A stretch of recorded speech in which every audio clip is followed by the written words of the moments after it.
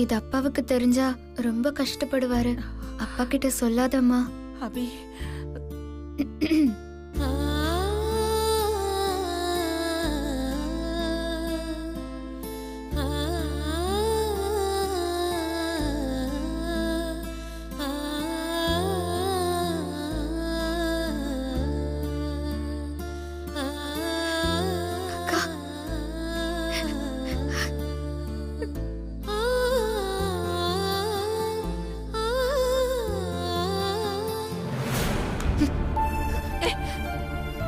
ஏய், இப்ப என்ன நடந்து போச்சுன்னு இப்படி நடந்துக்கிற? உன்ன நினைச்சு அபிய ஆக்சிடென்ட் பண்ணிருக்காங்க. நீ வாங்கிட்டு வர வலியும் வேதனையும் இவ வாங்கிட்டு வந்திருக்கா. அதுக்கு நீதான் இவளுக்கு நன்றி சொல்லணும். நான் அன்னைக்கே சொன்னேன் பெரியவங்களெல்லாம் பகைச்சிக்க வேண்டான்னு. இப்ப பாரு, பிரச்சனை ஆக்சிடென்ட்ல வந்து நிக்குது. இதுக்கு ஒரு முடிவு பண்ணணும். அவங்க யாருன்னு சொல்லு, நாங்க பார்த்து பேசிக்கிறோம். அதெல்லாம் வேண்டாமா. அந்த ஆளால என்ன ஒன்னும் பண்ண முடியாது. அந்த ஆளை நான் ஜெயிலுக்கு அனுப்பிட்டேன். இப்ப சொல்லு, என் வண்டிக்கு என்னாச்சு? என்னடி பேசுற நீ? சாவுல இருந்து இவ தப்பிச்சு வந்திருக்கா. இவளை பத்தி விசாரிக்காம வண்டிய பத்தி விசாரிக்கிற? உனக்கு மனசுன்னு ஒண்ணு இருக்கா இல்லையா? என் வண்டிய பத்தி நான் கேட்காம வேற யாரு கேட்க முடியும்? என்னடி வார்த்தைக்கு வார்த்தை ஏன் வண்டி ஏன் வண்டிங்கிற? இந்த வண்டி அம்மா, வண்டிக்கு எதுவும் ஆகலக்கா. வாட்டர் சர்வீஸ் பண்ணி கொண்டு வர சொல்லியிருக்கேன். வண்டி அட கண்ணு, வா வா வா வா வா. எனக்கு வேலை செய்யவும் பிடிக்கல, சாப்பிடவும் பிடிக்கல. கேஸ் என்ன ஆச்சோ ஏதோ ஆச்சோன்னு ஒரே டென்ஷனா போயிடுச்சு. சீக்கிரம் சொல்லுமா, கேஸ்ல வெற்றி உனக்கு தானே? ஆமாப்பா. ஆடா, very good very good very good. ரொம்ப சந்தோஷமா இருக்குமா. நான் பட்ட கஷ்டத்துக்கு எல்லா பலனும் கிடைச்சிருச்சு. இனிமே என்ன கரண்ட் கந்தசாமின்னு சொல்ற முதல்ல இப்படி காலரை தூக்கி விட்டுக்கிட்டு பேசுவேன் இல்ல இனிமே. என்ன சொல்ற?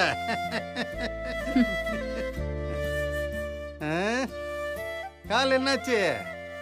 தண்ணி கொடுத்த காலில் போட்டுக்கிட்டியா? ஏதாவது பேசிட போறேன். தயவு செஞ்சு இன்னொரு முறை இப்படி பேசாதீங்க. என்ன நடந்துச்சு தெரியுமா? நான் எதுக்கு பேச போறேன்? அனுமா, நீ வாமா நீ வாமா. உன் கோயிலுக்கு போய் உன் பேர்ல அர்ச்சனை பண்ணுவோம். வா வா வா.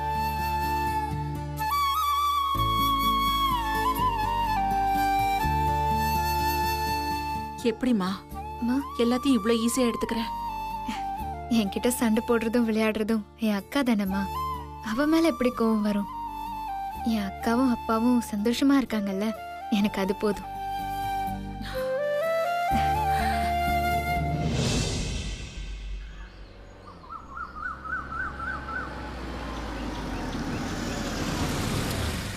அதெல்லாம் ஒன்றும் ப்ராப்ளம் இல்லைங்க. சந்தோஷ்ட சொல்லியிருக்கேன், அவன் பார்த்துப்பான். ஓகே.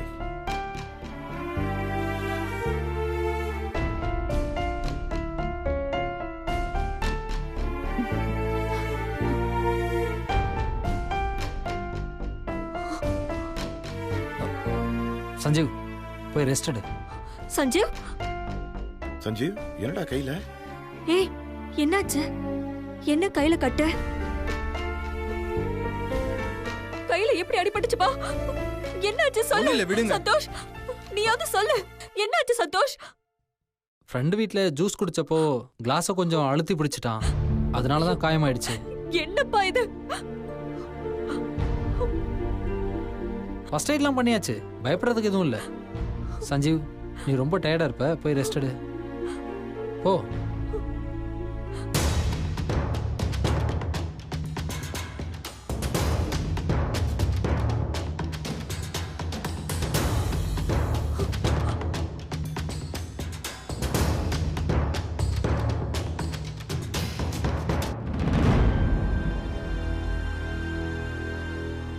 அண்ணா,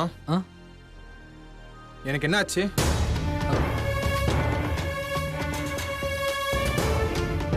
உண்மையிலேயே அவங்க உன் ஃப்ரெண்டு தானா? சொல்லுண்ணா, உண்மையிலேயே உன் ஃப்ரெண்டு தானா?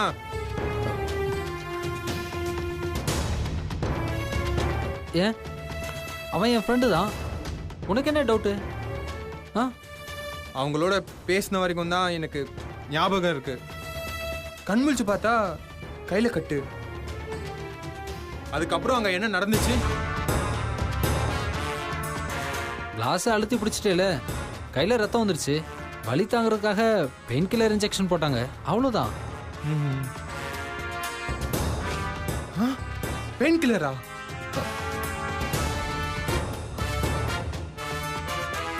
அப்போ டாக்டர் தானே? சொல்லுண்ணா, அவங்க டாக்டர் தானே? சொல்லுண்ணா, அவங்க டாக்டர் தானே? ஏய் இல்லடா, அவர் யூஎஸ் ரிட்டர்ன். அவ ஃபர்ஸ்ட் எய்ட் பாக்ஸ் வச்சிருந்தது, இன்ஜெக்ஷன் போட்டது, இதெல்லாம் பெரிய விஷயமே கிடையாது, ரொம்ப சாதாரண விஷயம். சரி போய் ரெஸ்ட் எடு போ. போன்னு சொல்றல.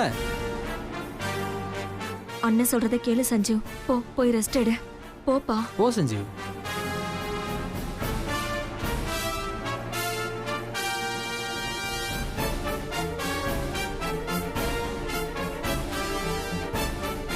என் ஃப்ரெண்டுன்னு சொல்லி சைக்காட்டிஸ்ட் கிட்ட அழைச்சிட்டு போனேன். ஃப்ரெண்ட்ஸ் யாராவது இருக்காங்களா? இல்ல, எங்க அண்ணன் மட்டும் தான் எனக்கு பெஸ்ட் ஃப்ரெண்ட். 6th இல்ல 5th யாராவது? இல்ல இல்ல இல்ல. சந்தோஷ், நான் நிறைய பேஷண்ட்க்கு ட்ரீட்மெண்ட் கொடுத்துருக்கேன். ஆனா உன் தம்பி கண்டிஷன் ரொம்ப மோசமா இருக்கு. He is in very critical position. இதுதான் அவனுக்கு இருக்கிற நோய்.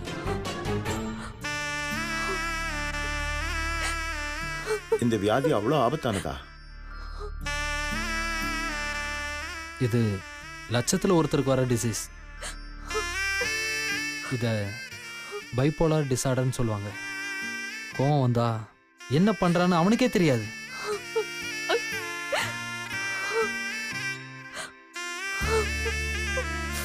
அப்புறம் அதை கண்ட்ரோல் பண்ண நினைச்சா உயிருக்கே ஆபத்தாயிடுமா.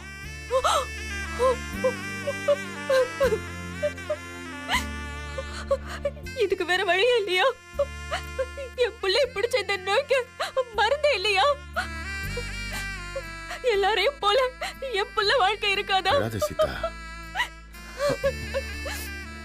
பயப்படாதீங்கம்மா. டாக்டர் கிட்ட ஒரு 4-5 கவுன்சிலிங் போனா சரியாயிடுவான். என்ன செலவானாலும் பாத்துக்கலாமா. தம்பி நல்லாயிடுவாமா, நம்புங்கம்மா. சீதா, உனக்கு புரியாதது இல்ல. எல்லாத்துக்கும் மேல ஒருத்தன் இருக்காமா. அவன் கண்ணை திறந்து பார்த்தான்னா எல்லாம் ஒரு செகண்ட்ல குணமாயிடும். இத பாரு, நாளைக்கே நம்ம ஜோசியரை வர சொல்லி அவன் ஜாதகத்தை பார்த்து இதுக்கு ஒரு பரிகாரம் பண்ண சொல்லுவோம். பரிகாரம் பண்ணா எல்லாமே சரியாயிடும்.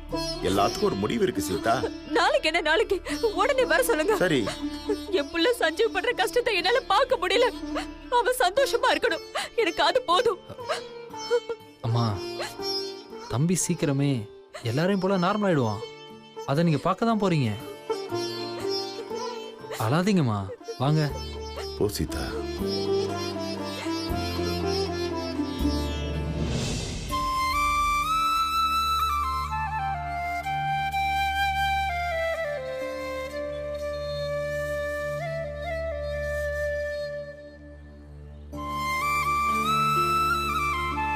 ஹே, தையல் மிஷின். அதான் கால்ல அடிபட்டிருக்குல்ல, பேசாம மூளையில உட்கார வேண்டியதானே. அப்படியே விட்டா கால் சீக்கிரம் குணமாகாம போயிடும்க்கா. நடந்துட்டே இருந்தாதான் கால் சீக்கிரம் குணமாகும். என்னால திரும்ப தையல் மிஷினை மிதிக்க முடியும். தேங்க்ஸ்க்கா. எதுக்கு தேங்க்ஸ்? என் காலை பத்தி விசாரிச்சதுக்கு.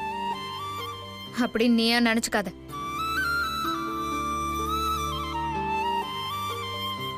அபி, அபி, வாங்கக்கா. என்னம்மா ஆச்சு?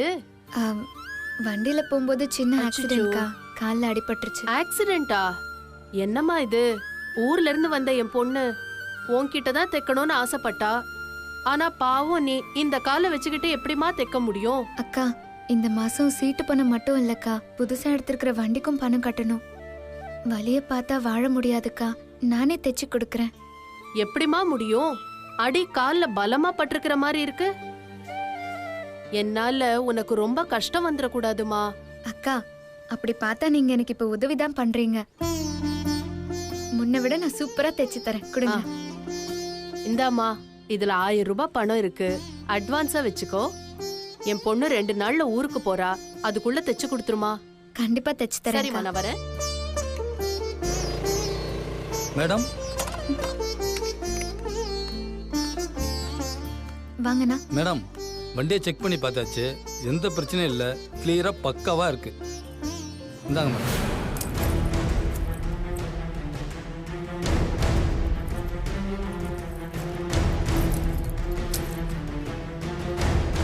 நீ போ. இனிமே வண்டிய மட்டும் இல்ல, சாவிய கூட நீ தொடக்கூடாது. மீறி தொட்ட நான் என்ன பண்ணுவேன்னு எனக்கே தெரியாது. Be careful.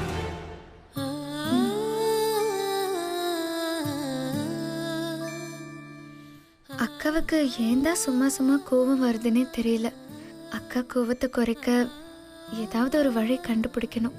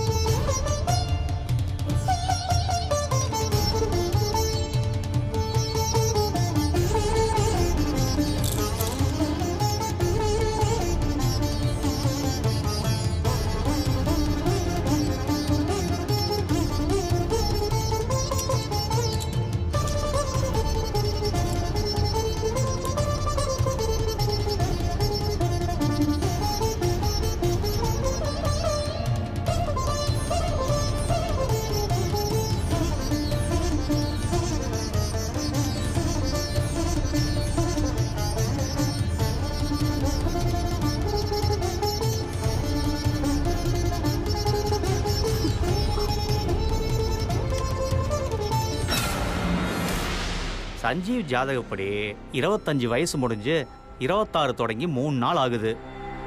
ஜாதகத்தில் எந்த கோளாறும் இல்லை, சோழி பிரசங்கமும் அதைத்தான் சொல்லுது. ஆனா நீங்க சொல்றபடி சஞ்சீவுக்கு அதே பிரச்சனை தொடருதுன்னா இது தீய சக்தியோட வேலை.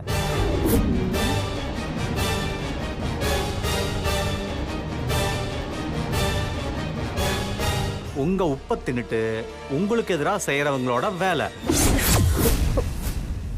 கட்டு கட்டுறது, காசு வெட்டி போடுறதுன்னு தீய சக்திகளின் பார்வைய உங்க பக்கம் திருப்பி விட்டுருக்காங்க. சில நேரங்கள்ல அதோட சக்தி தீவிரமா இருக்கும்.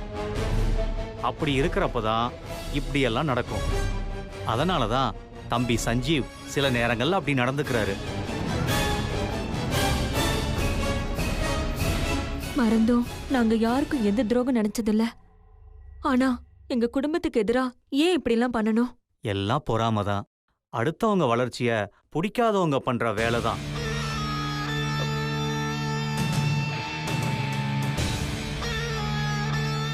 நீங்க சொல்ற மாதிரி யாருக்கும் துரோகம் பண்ணாம நல்லதையே செஞ்சுட்டு வாங்க. இதுக்கு பரிகாரம் எதுவும் இல்லைங்களா ஜோசியரே? பரிகாரம் இருக்கு. வட்டம்மனுக்கு கோமாதா பூஜையும் கலச பூஜையும் பண்ணிட்டா எல்லாம் சரியாயிடும். பூஜைகள்லாம் பண்ணுனா ஒரு சக்தி தம்பிக்கு துணையா வரும். அந்த சக்தி தம்பியை நெருங்கி வர வர தீய சக்திகள் தானா அடங்கிடும். ஒன்னும் கவலைப்படாதீங்க. இதனால என்ன செலவானாலும் பரவாயில்ல, உடனே நான் பண்ணிடுறேன் ஜோசியரே. எனக்கு என் பையன் வாழ்க்கை தான் முக்கியம். இது சுத்த மூடத்தனம். இது டிஜிட்டல் உலகம். இந்த காலத்துல போய் தீய சக்தி, கலசம், கோமாத பூஜைன்னு இதெல்லாம் காசு புடுங்குறவங்களோட வேலை. சிந்தாமணி, என்னம்மா இது? எந்த நேரத்துல என்ன பேசுறதுன்னு தெரியாது. கொஞ்ச நேரம் வாயை மூடிட்டு பேசாம இருமா. நீங்க சொல்லுங்க சாமி. முக்கியமா கவனிக்க வேண்டிய விஷயம், இந்த பரிகாரம் நடக்கிறப்ப எந்த காரணத்தை கொண்டும் பாதியில நிக்க கூடாது. யாகமும் அன்னதானமும் பாதியில நின்னா அது உங்களுக்கு தான் பெரிய பிரச்சனையை உண்டாக்கும்.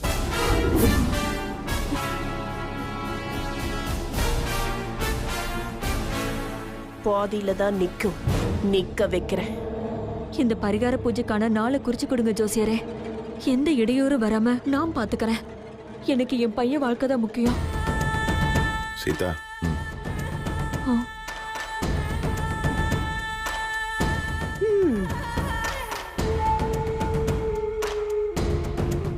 சாமி ரொம்ப நன்றிமா. ரொம்ப நன்றிங்க சாமி. நான் சொன்னதை மறந்துடாதீங்க. ஜாக்கிரதை. அப்ப நான் போயிட்டு வரேன்.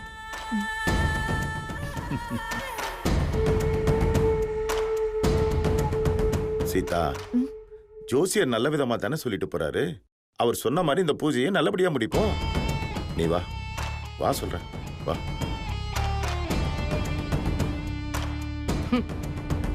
எப்படி நடக்குதுன்னு நானும் பாக்குறேன்.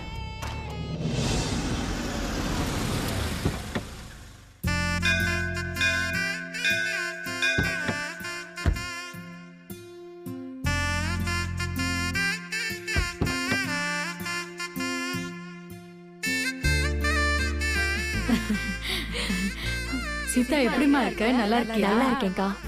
நீங்களா எப்படி இருக்கீங்க? நல்லா இருக்கோமா. நல்லா இருக்கோம்க்கா. உன் குணத்துக்கு நீ மகாராணி மாதிரி இருப்போமா. பிச்சைக்காரிக்கு வாழ்வு வந்தா ஏன் மகாராணியா மாற மாட்டா?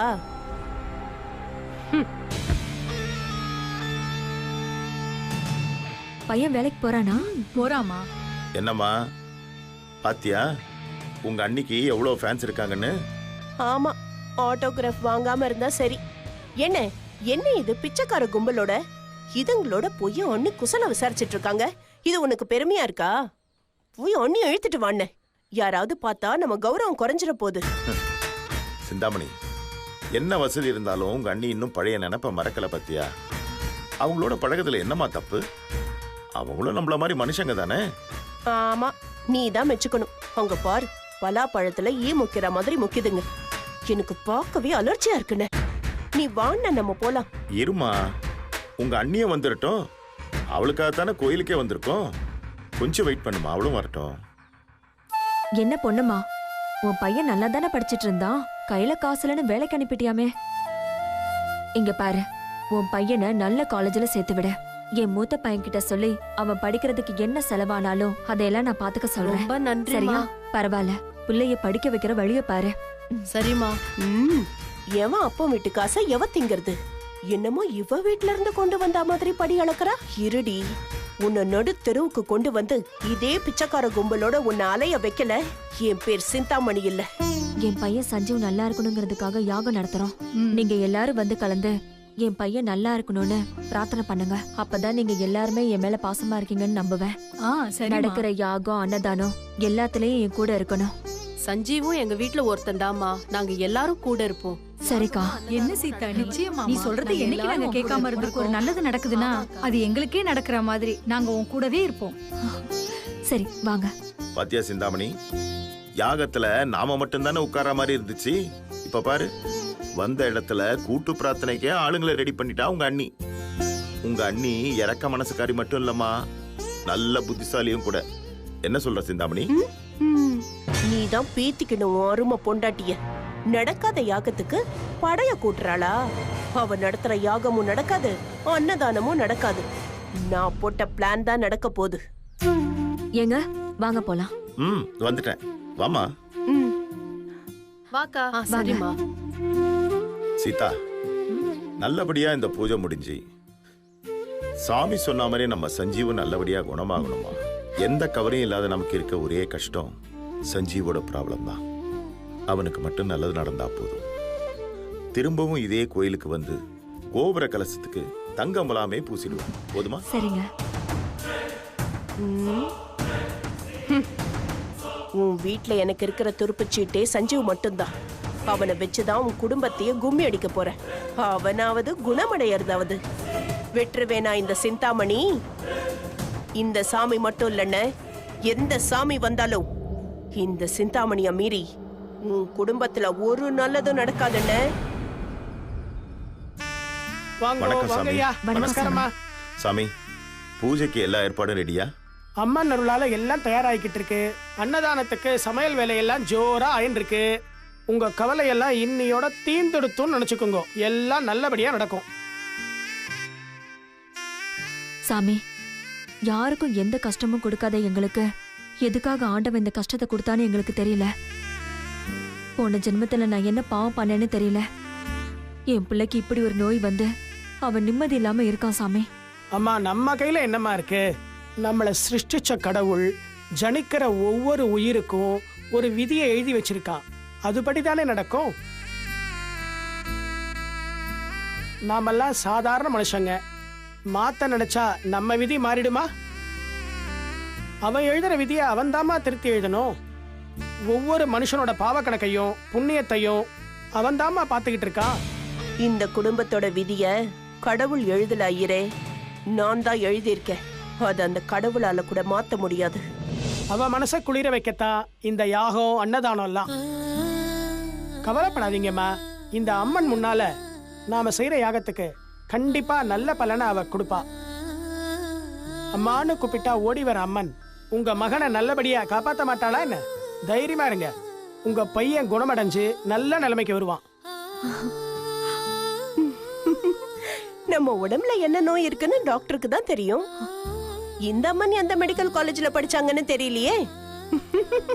மா, விளையாட்டுக்கு கூட அப்படி சொல்லாதீங்க. இந்த திரிசூலக்காரிக்கு தான் தெரியும் தீமைகளை எங்க வச்சு எப்படி அழிக்கணும்னு. சிந்தாமணி, எங்க கிட்ட ஜாலியா பேசுற மாதிரி எல்லார்ட்டையும் பேசக்கூடாதுமா. சாமி, அவ ஒரு விளையாட்டு பொண்ணு. எங்க எதை எப்படி பேசணும்னு அவளுக்கு தெரியாது. அவளை மன்னிச்சிருங்க. இந்த பூஜை முடிஞ்சு என் பையனுக்கு நல்லது நடந்தா இந்த அம்மனுக்கு என்னெல்லாம் செய்யணும்னு சொல்றீங்களோ அத்தனையும் செய்யறோம். நல்லது. பார்த்தேளா, கோவில் மணி அடிக்கிறது. உங்க பேச்சை கேட்டு அந்த அம்மனே இறங்கி வந்துட்டா.